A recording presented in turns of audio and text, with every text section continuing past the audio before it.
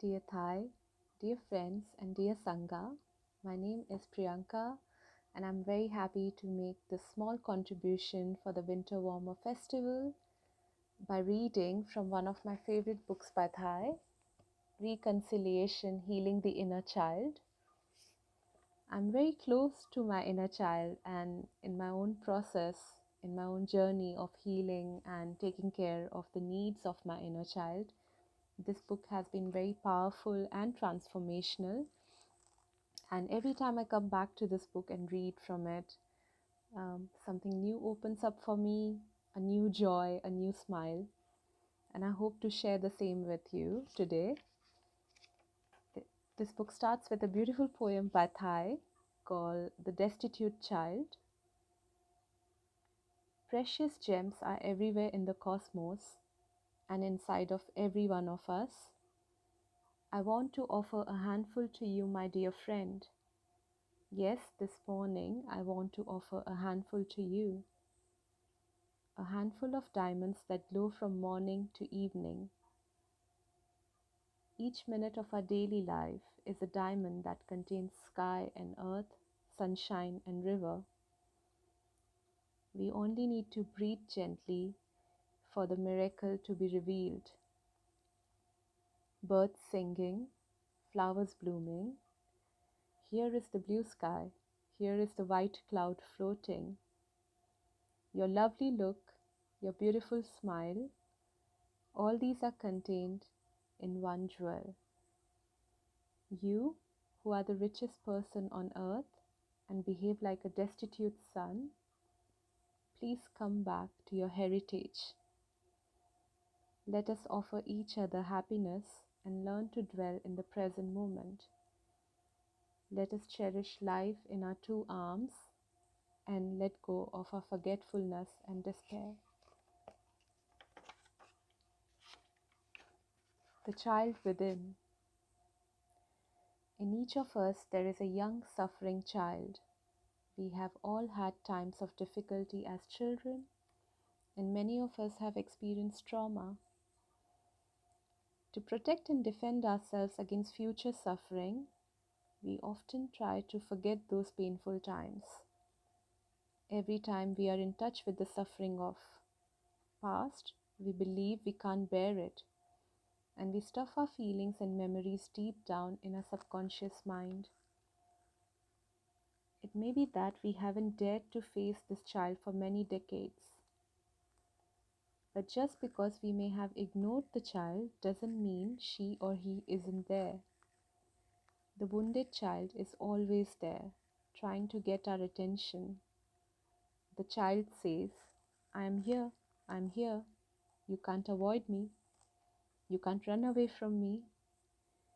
We want to end our suffering by sending the child to a deep place inside and staying as far away as possible. But running away doesn't end our suffering, it only prolongs it. The wounded child asks for care and love, but we do the opposite. We run away because we are afraid of suffering. The block of pain and sorrow in us feels overwhelming. Even if we have time, we don't come home to ourselves.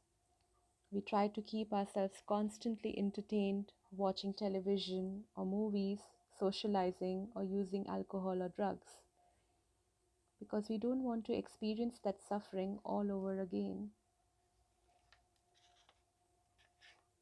The wounded child is there, and we don't even know she is there.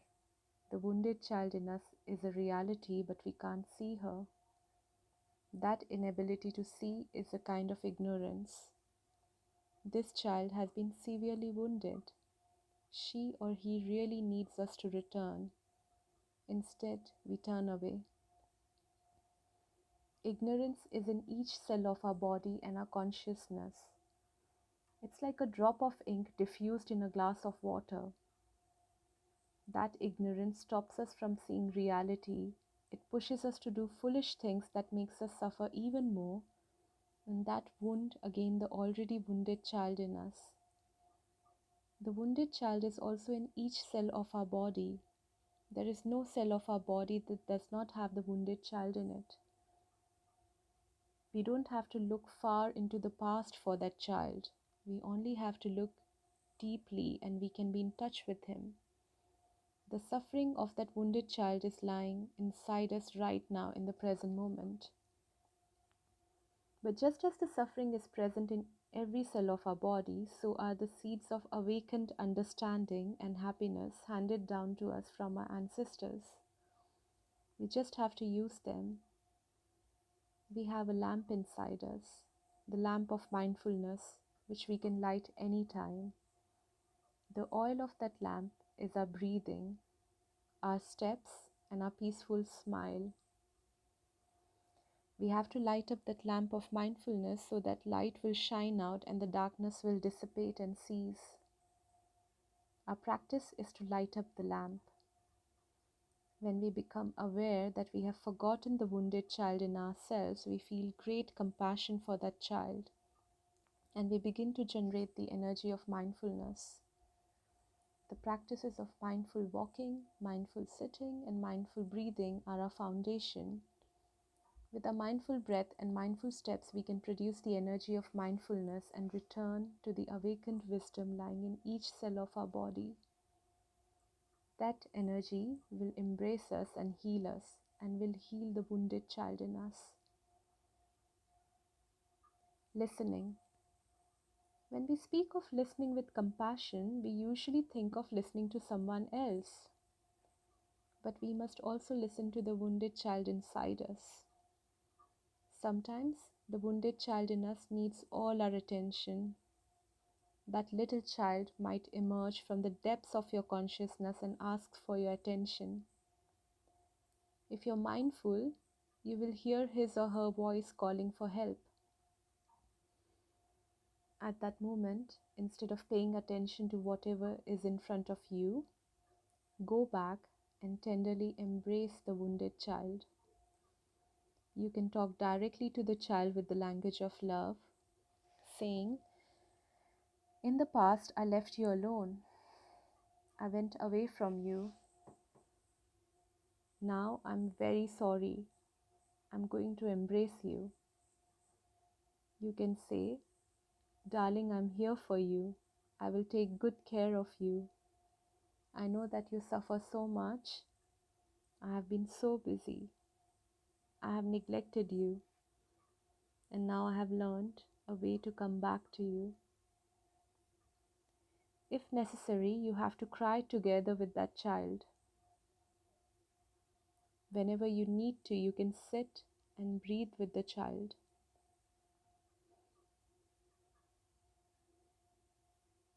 Breathing in, I go back to my wounded child. Breathing out, I take good care of my wounded child. You have to talk to your child several times a day. Only then can healing take place. Embracing your child tenderly, you reassure him that you will never let him down again or leave him unattended. The little child has been left alone for so long. That is why you need to begin this practice right away. If you don't do it now, when will you do it? If you know how to go back to her and listen carefully every day for 5 or 10 minutes, healing will take place. When you climb a beautiful mountain, invite your child within to climb with you.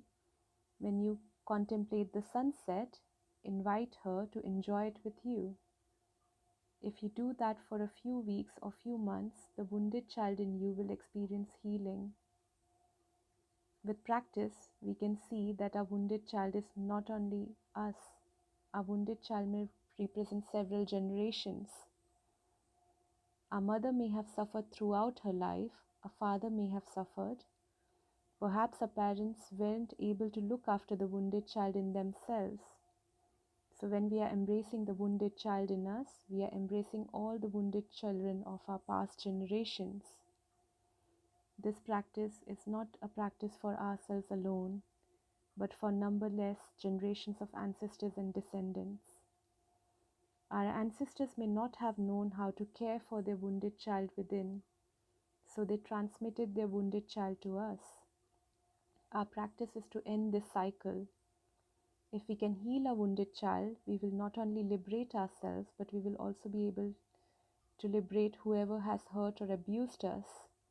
The abuser may also have been the victim of abuse.